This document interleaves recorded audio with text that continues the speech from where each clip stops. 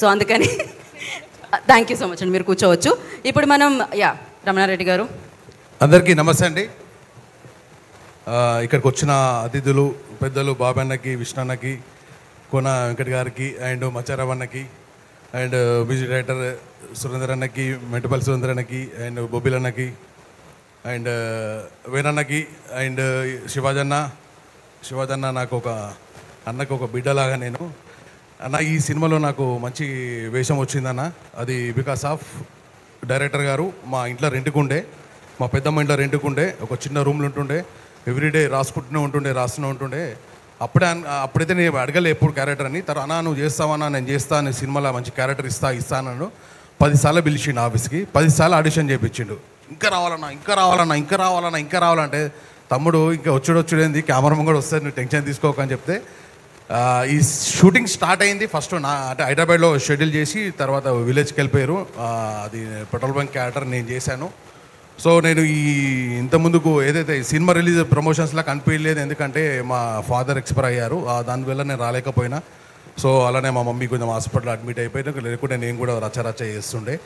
So ఈ cinema release అయినాక తర్వాత నా ఫోన్లో మెమరీ మొత్తం నిండిపోయింది. ప్రతి ఒక్కరు థియేటర్లు పోయి చూపించానా, బాగా చేసినావు అంటే తమ్ముడు 25 సంవత్సరాల ఇండస్ట్రీకి వచ్చి మంచిగా చేస్తేనే కదా 10 వేషాలు మంచిగా వస్తాయి. కాబట్టి నేను డాడీ విషయం, మమ్మీ విషయం కాబట్టి నేను రాలేకపోయినా, ఎందుకంటే నాకు ఇండస్ట్రీ అంటే ఒక కన్న తల్లిలాగా, కన్న తండ్రిలాగా. సో వేరే విషయం అయితే వచ్చేవాడిని కానీ నేను రాలేకపోయినాను. సో ఈ cinema petrol bunk owner character చేశాను, ఎందుకంటే మా డాడీ లారీ డ్రైవర్. పెట్రోల్ బంక్లలో లారీలు పెడతారు, ఆ టైంలో లారీ ఓనర్లు ఎట్లుంటారు, మన పెట్రోల్ బంక్ ఓనర్ ఎట్లుంటాడు, ఏం కథ అనేది చిన్నప్పుడే మా డాడీ చూపించిండు. కానీ మా డాడీ మిస్ అయిపోయింది, ఈ సినిమా చూడలేదు. నేను అనుకున్నాను డాడీని డైరెక్ట్ థియేటర్ తీసుకెళ్ళి చూపిద్దాం అనుకున్నాను, కానీ దురదృష్టవశాత్తు మా డాడీ లేకపోయిండు. ఆ బాధ చాలా ఉన్నాయి, కానీ ఒక హ్యాపీనెస్. నేను అనుకున్నాను కళ్ళమ్మ తల్లి నాకు ఈ సినిమా ద్వారా నాకు లైఫ్ ఇచ్చింది అనుకుంటున్నాను. మా డాడీ అట్లా పోయిండు. ఈ సినిమా వల్ల నాకు మంచి వేషాలు వస్తున్నాయి, మంచి ఫోన్లు వస్తున్నాయి. అందరికీ ఇండస్ట్రీలో ప్రతి ఒక్కరికి నేను అందరికీ దగ్గరలో ఉంటా. సో నాకు ఈ అవకాశం ఇచ్చిన సాయిలన్న, నువ్వు నన్ను అన్న అంటావు, ఇప్పుడు నేను అన్న అంటున్నా. సో నా ఇంట్లో మా పెద్దమ్మ ఇంట్లో రెండుకున్నప్పటి నుంచి మనం అట్లే ఉన్నాం, ఇప్పుడు అట్లే ఉన్నాం. ఇప్పటి నుంచి ప్రొడ్యూసర్లు ఫోన్ చేస్తున్నారు, అరే మీ ఓడే కదా తీసుకురా అని ఫోన్ చేస్తున్నాడు. ఆ స్థాయికి వచ్చినావు. ఇండస్ట్రీ నమ్ముకున్న వాళ్ళు ఎప్పుడైనా ఒక డే వస్తుంది ప్రతి ఒక్కరికి. నేను కూడా అదే, అంటే ప్రతి ఒక్కరు ఇండస్ట్రీ నమ్ముకున్న వాళ్ళు ఇక మనం అంటారు 2 పడవల మీద కాలు పెడితే ఒడ్డు ఏరుకోలేమంటారు, ఒకటే పడవ మీద. కాబట్టి నువ్వు సాధించినావు. చాలా హ్యాపీ ఫీల్ అవుతున్నావు సాయిలన్న, ఈ క్యారెక్టర్ నాకు ఇచ్చినందుకు. వేణన్నతో నువ్వు నేను పని చేయాలి. విరాటపురం అప్పుడు మెదక్లో షూటింగ్ ఉంటే మెదక్ పోయినా కారు తీసుకొని, అన్న నాకు వేషం ఇయ్యన్నా అని పోయినా.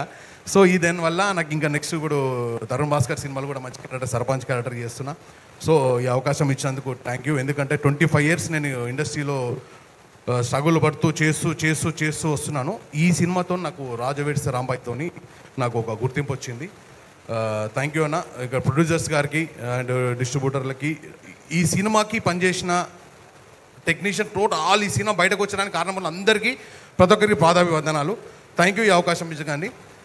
థ్యాంక్ యూ అండి. సో 30 seconds దాటింది కాబట్టి మీరు వెళ్ళేటప్పుడు మీ బ్రేస్లెట్ అక్కడ నా అసిస్టెంట్ ఉన్నాడు, ఇచ్చేసి వెళ్ళండి. ఓకే అన్న, మీ పేమెంట్ ఎంతో చెప్తే దాన్ని బట్టి నేను 10% పేమెంట్తో సంబంధం లేదు ఇక్కడ, టైంతో. 30 ఇది ఇంకా లాగ్ అవుతుంది, మీ రింగ్ కూడా తీసుకోవాల్సి వస్తుంది. మైక్ మనం వెంకట్ గారికి ఇచ్చేద్దాం. సో మాట్లాడండి. మేడం నా దగ్గర బంగారం లేదు, నా అకౌంట్లో కూడా పైసలు అంటే లాక్కోవడానికి ఏం లేదు, కొంచెం గట్టిగా మాడతా అని చెప్తున్నారు అంతేగా. టైం ఎక్కువ అయితే ఈఎంఐ పెట్టుకుంటే కట్టేస్తాం మేడం. ముందుగా మన ఈ సినిమాను